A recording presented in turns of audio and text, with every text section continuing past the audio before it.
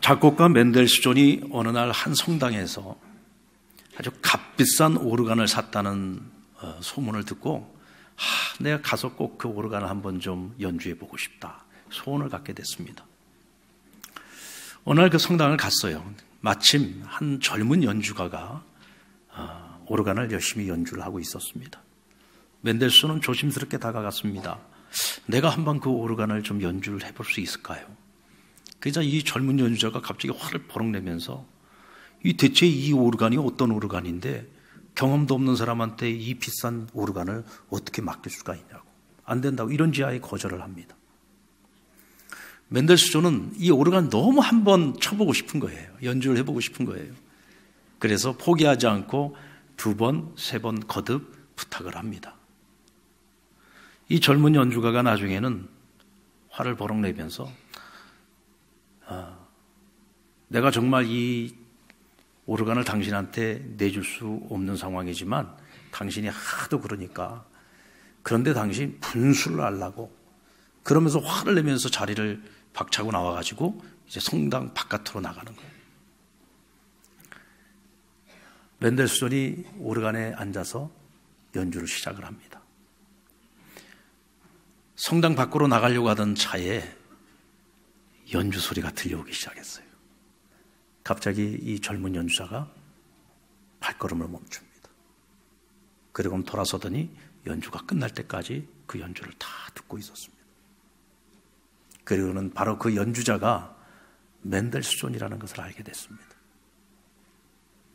그런 멘델스존에게 다가와서 정말 진심 어린 마음으로, 정말 부끄러운 마음으로 그에게 사과를 했다라고 말합니다. 이 세상에는 멘델스존을 몰라본 그 젊은 연주자처럼 내가 아는 지식, 내가 세상을 좀 안다는 것, 이것을 가지고요, 하나님이 어디 있어? 세상에 하나님이 어디 있어? 하나님은 없다고 말하고 하나님을 비방하기도 합니다. 겁도 없이 날뛰는 어리석고 미련한 사람들이 이 세상에 얼마나 많은지 모릅니다. 여러분, 이 세상을 창조하신 분이 누굽니까? 하나님이십니다. 우주 만물을 만드시고 역사를 주관하시는 분이 누구십니까? 하나님이십니다. 인간이 알면 얼마나 압니까?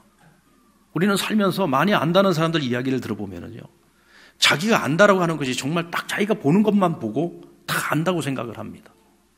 자기 생각에 사로잡혀서 그 이상의 것을 보지 못해요. 그리고는 그 이상의 것을 없다고 얘기를 합니다. 그게 얼마나 어리석은 것입니까?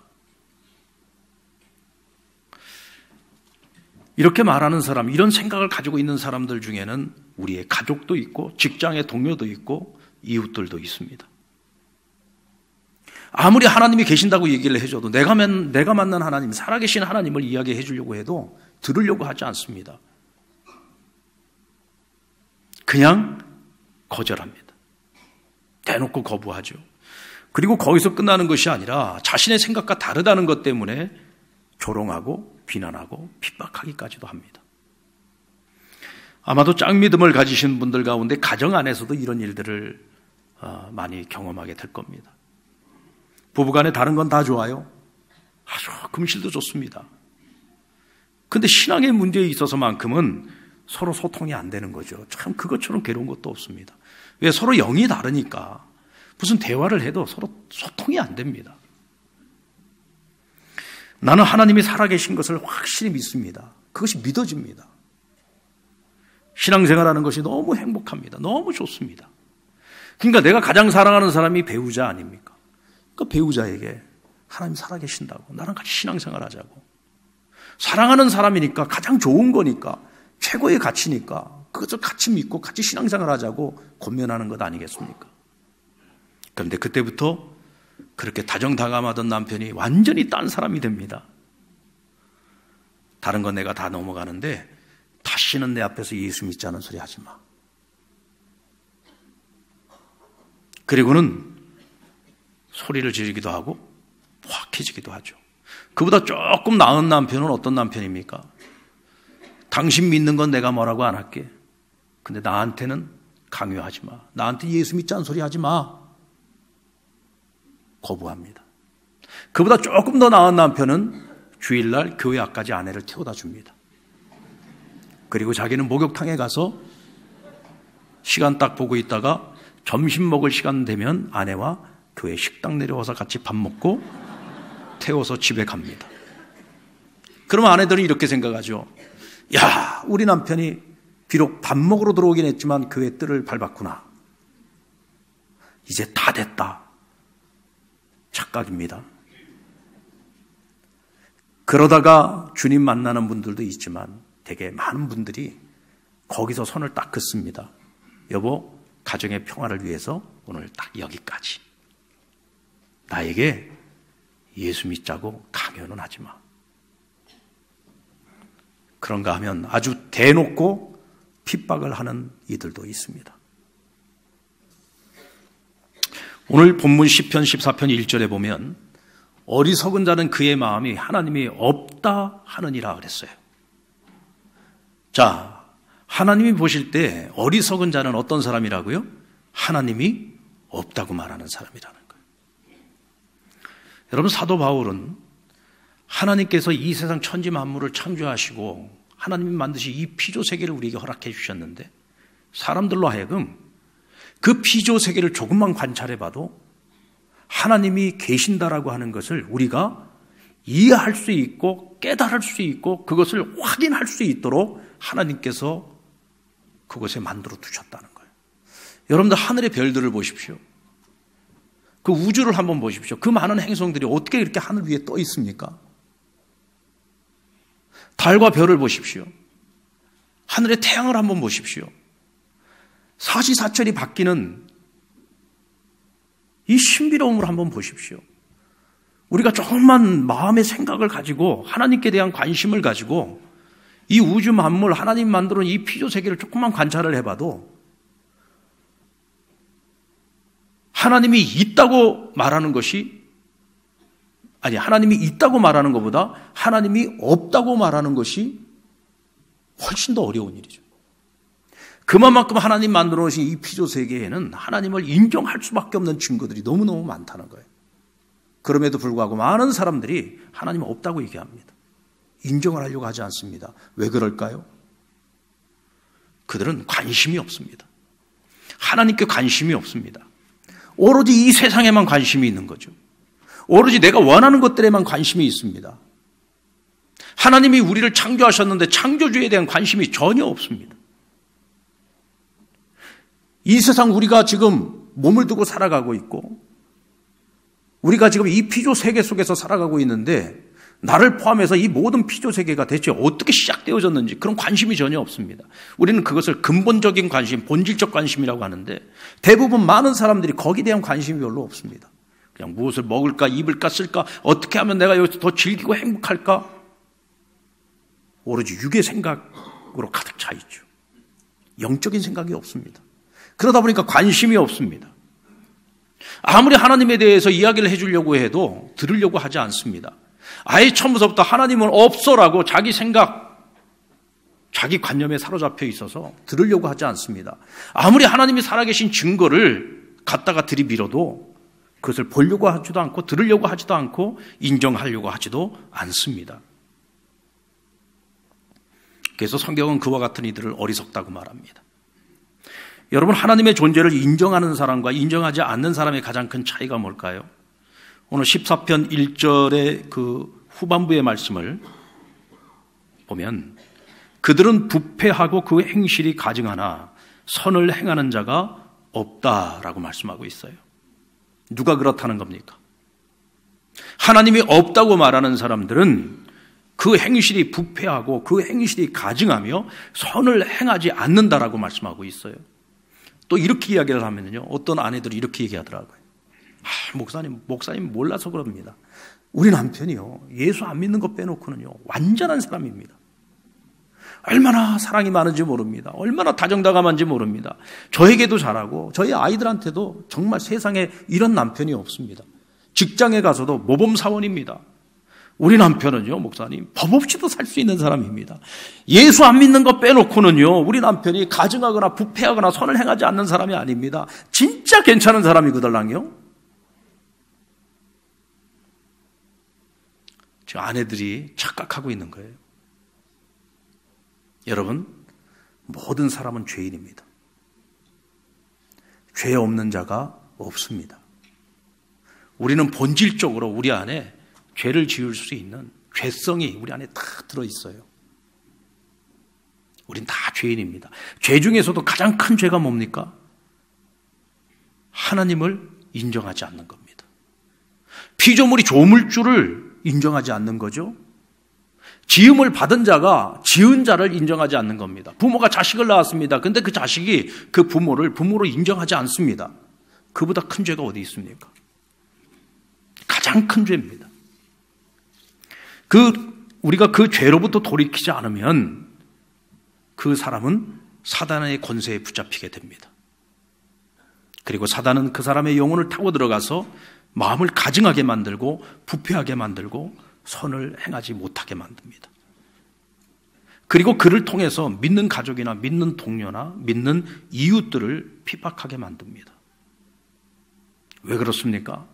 사단이 절대로 그냥 놔두지 않기 때문입니다. 어떻게 해서라도 사단은 하나님이 없다는 사람들을 자신의 도구로 사용해서 교회를 핍박하고 더 많은 사람들로 하여금 하나님께로부터 관심이 멀어지게 만듭니다. 그것이 사단의 계략이죠. 우리는 그것을 알 수 있어야 됩니다. 법 없이도 살 수 있을 것 같은 사람인데 그 사람을 그냥 놔두지 않는다는 거예요. 그 사람의 마음을 흔들어 놓습니다. 결국은 사단이 자신의 도구로 사용한다는 말이죠.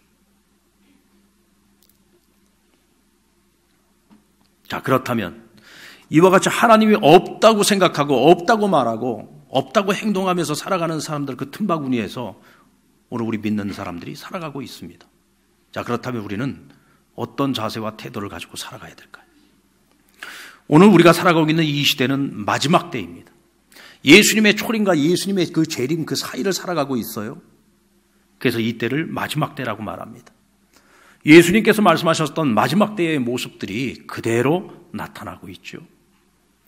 여러분, 결코 우리는 의심하지 말아야 돼요. 뭘 의심하지 말아야 되느냐? 우리가 고난과 핍박 속에 있다고 할지라도 하나님이 우리와 함께 하신다는 사실, 하나님 우리를 보호하신다는 사실을 의심하지 말아야 합니다. 여러분, 우리 4절 말씀을 같이 한번 읽어볼까요? 4절 말씀, 시편 14편 4절 말씀입니다. 4절 말씀, 네, 우리 함께 읽겠습니다. 시작. 죄악을 행하는 자는 다 무지하냐? 그들이 떡 먹듯이 내 백성을 먹으면서 여호와를 부르지 아니하는도다. 여러분, 마지막 최후의 심판 때가 되면은요, 하나님을 거역하는 자들이 하나님의 자녀들을 마치 떡 먹듯이 먹어버린다 그랬어요. 아주 교묘하고 어쩔 수 없는 상황으로 몰아넣어서 그리스도인들이 스스로 그들의 먹이가 되도록 만들고 억지로 강압적으로 먹어버리는 일들이 일어날 것이라는 겁니다. 자, 이때 우리가 반드시 기억해야 할 것이 있습니다. 그런 상황 속에서도 하나님 우리가 복음 전하기를 원하시고 그런 상황 속에서도 하나님은 우리를 지키시고 보호해 주신다는 겁니다. 그래서 언젠가 어느 순간에 우리가 순교를 각오해야 되는 순간이 왔을 때에 우리가 그 자리에서 타협하지 않고 끝까지 믿음의 승리를 거둘 수 있도록 하나님이 우리와 함께 동행하는 그 가운데에 하나님이 살아계심과 하나님 역사하심과 하나님의 일하심을 우리에게 믿음의 증거로 남겨두셔서 우리가 그 어떤 순간에도 믿음의 결단을 할 수 있도록 주님 앞에 생명을 바쳐서라도 의리를 지킬 수 있도록 하나님 우리를 세워 가신다는 거죠. 여러분, 저는 이것이 우리 그리스도인의 축복이라고 생각합니다. 여러분, 우리가 예수 믿는 목적이 뭡니까? 잘 먹고 잘 살기 위해서 예수 믿는 겁니까? 좀 더 평안하게 살기 위해서, 좀 더 즐겁게 살기 위해서, 우리가 세상적인 가치에서 볼 때 행복한 삶을 위해서, 우리가 여러분 그런 것들을 위해서 예수 믿는 거면은요, 세상하고 적당히 타협하고 살면 됩니다. 하나님과 세상 사이에서 양다리 걸치고 이럴 때는 이쪽으로 저럴 때는 저쪽으로 왔다 갔다 하면서 살면 됩니다. 그러면요, 우리가 고난 받을 이유가 없죠. 핍박 받을 이유가 없습니다. 우리가 예수 믿는 이유는 이 땅에서 잘 먹고 잘 살기 위한 것이 아닙니다. 우리는 이미 예수 그리스도의 피값으로 하나님의 자녀가 되었습니다. 우리는 거듭난 자들입니다. 다시 태어난 사람들입니다. 우리는 이 땅의 가치가 아니라 하나님 나라의 가치를 가지고 살아가는 사람들이요. 이 땅의 영광이 아니라 하나님의 영광을 바라보면서 살아가는 사람들이죠. 맞습니까? 그렇다고 한다면 우리는 이 땅에서 믿음을 끝까지 지켜낼 수 있고 언젠가 하나님 나라, 하나님 그 영광의 자리에 서는 것, 그것이 우리에게는 축복입니다. 여기에 우리의 소망을 두고 살아가야 된다는 것이죠. 하나님께서 우리로 하여금 그 일을 해내게 하십니다. 그 일을 할 수 있도록 하나님께서 우리를 도와주십니다. 그리고 우리는 하나님을 두려워하지 않는 사람들을 결코 두려워해서는 안 됩니다. 다시 말하면 우리가 세상을 두려워할 이유가 없습니다. 두려워해야 된다면 누가 누구를 두려워해야 될까요? 하나님이 없다 하는 자들이 우리를 두려워해야 돼요. 교회를 두려워하고 하나님을 두려워할 수 있어야 됩니다. 로마 시대 박해가 가장 극렬했던 시대에 기독교인들은 공경한 장소에서 처형을 당해야 했습니다. 어떤 이들은 십자가에 거꾸로 매달려 화형을 당하기도 했고 어떤 이들은 목베임을 당하기도 했고 어떤 이들은 톱으로 몸이 잘려나가는 고통을 겪기도 했습니다. 어떤 이들은 굶주린 사자에게 온몸이 찢겨나가는 고통 속에 죽어나가야 했습니다. 근데 놀라운 일은 그 처형장에서 처형당하는 그 그리스도인들의 모습이 마지막 순간까지 너무나도 평화롭게 하나님을 찬양하고 함께 손을 붙잡고 같이 기도하면서 그 죽음을 맞이합니다.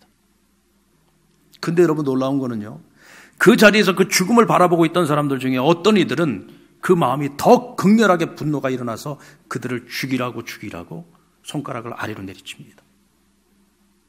그런가 하면 어떤 이들은 그 모습을 바라보면서 그 마음속에 두려운 마음이 밀려. 오늘 지금 저 가운데에서 처형당하여 죽어가는 그들 가운데 그들이 믿고 있는 하나님이 함께하고 계시는 것이 그들의 모습을 통해서 보여지는 거예요. 대체 무엇이 저들로 하여금 저렇게 담대하게 만드는 걸까? 대체 무엇이 저들이 죽음 앞에서도 저렇게 평화로울 수 있을까? 두려운 겁니다. 여러분, 처형당하고 있는 그 사람들이 심판을 받는 게 아닙니다.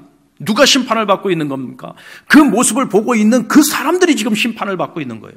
어떤 이들은 그 모습을 보면서 더 분노가 일어나고 어떤 이들은 그 모습을 보면서 두려움이 밀려오는 것입니다. 아직까지 구원의 여지가 있는 시대였기 때문에 바로 그 자리에서 심판을 받는 거예요. 어떤 사람은 더 극렬한 분노로 인하 영원한 심판에 이르지만 그 모습을 보고 두려운 마음이 밀려올 때 대체 무엇이 저들을 저렇게 만드는가? 복음의 귀를 기울이고 하나님께 관심을 갖기 시작하고 그렇다면 그들에겐 기회가 있고 희망이 있는 것이죠. 오늘 5절 말씀에 보면 하나님이 의인의 세대에 계심이라. 6절에 보면 너희가 가난한 자의 계획을 부끄럽게 하나 오직 여호와는 그의 피난처가 되시리로다. 여러분, 어떤 상황 속에서도 하나님께서 우리 믿는 자들에게 피난처가 되어지는 그 모습을 볼 때 세상은 하나님을 두려워할 수밖에 없습니다. 마태복음 27장에 골고다 십자가의 현장에서 예수님이 큰 소리를 지르며 마지막 임종하실 때 어떤 일이 일어났습니까? 성소의 휘장이 위로부터 아래로 찢겨나가고 땅이 진동하고 바위가 터지고 무덤이 열리면서 자던 성도의 몸이 일어났다고 했어요. 지진이 일어납니다. 그때 예수 십자가 옆을 지키고 있던 백부장과 예수를 지키던 자들이 그 모습을 보고 두려워하였다 그랬어요. 그리고 그들의 입에서 뭐라고 고백이 나옵니까? 이는 실로 하나님의 아들이로다. 이는 실로 하나님의 아들이로다. 그들이 인정하지 않을 수 없었던 거예요. 조금 전까지 예수님을 십자가에 못 박았던 사람들입니다. 긴 창으로 예수님의 옆구리를 찔러서 그가 죽은 것을 확인했던 사람들입니다. 그런데 그들의 마음속에 두려움이 밀려왔습니다. 무엇을 보았기 때문인가요? 하늘의 권세와 능력을 보았기 때문이죠. 오늘 이 시대를 살아가는 우리 그리스도인들에게 필요한 것이 무엇입니까? 바로 이 권능입니다. 하나님이 주시는 권능입니다. 아멘입니까? 그럼 이 권능이 어디에서부터 나오는 것입니까? 하나님의 말씀 은혜 받고 끝나는 것으로 나옵니까? 아니요. 하나님 말씀 듣고 은혜 받았으면 실천해야 됩니다. 순종해야 됩니다. 아멘입니까?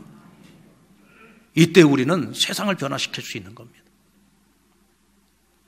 오늘 우리 그리스도인들의 권능은 하나님과 동행함으로부터 오는 것이죠. 그리고 그 동행의 끝에서 우리는 참 기쁨의 열매를 먹게 됩니다. 자, 오늘 여러분들에게 중요한 질문을 하겠습니다. 성경은 에녹이 하나님과 동행하다 하나님이 그를 불러가셨다라고 말씀하고 있어요. 에녹은 죽음을 경험하지 않고 하나님께 들림받은 사람입니다. 그렇다면 대체 하나님과 어떻게 동행을 했길래 죽지도 않고 하나님께서 그를 데려가셨을까요? 근데 성경에는 그가 어떤 삶을 살았는지 전혀 나와 있지 않습니다.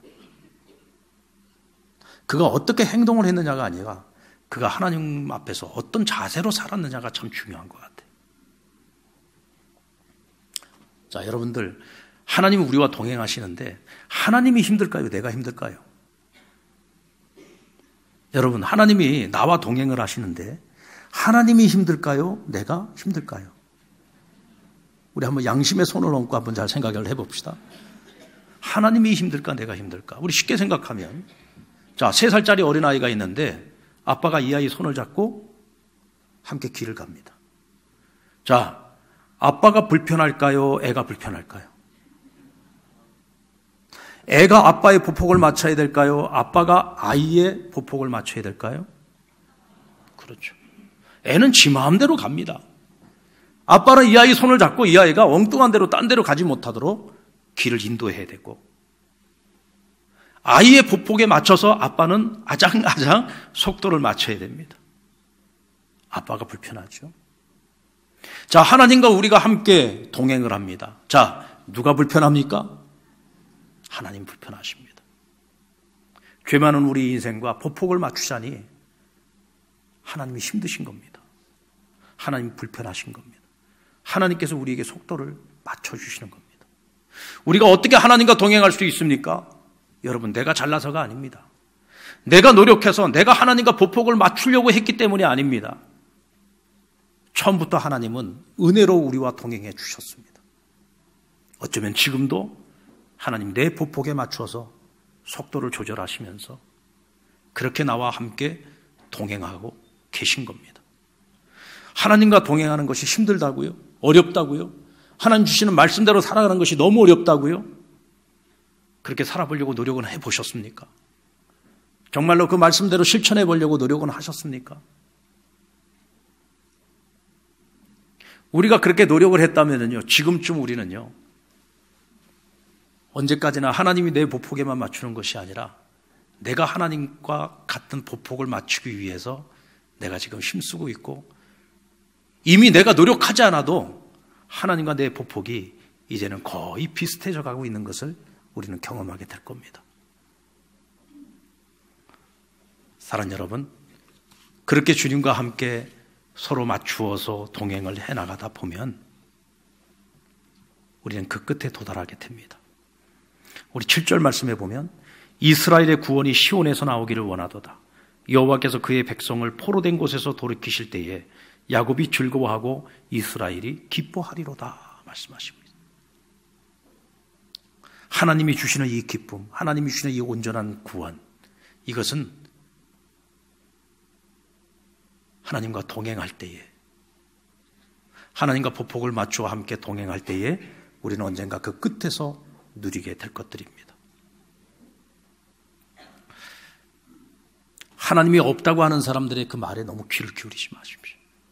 하나님이 없다고 말하는 그들의 행동에 너무 신경 쓰지 마십시오.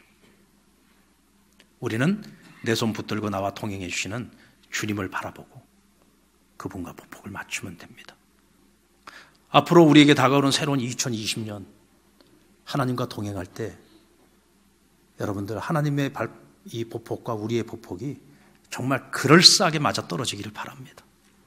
그래서 주님과 동행하는 것이 억지로 끌려다니는 것이 아니라 주님과 동행하는 것이 늘 즐겁고 행복한 새로운 한 해가 될 수 있기를 주의 이름으로 축원합니다.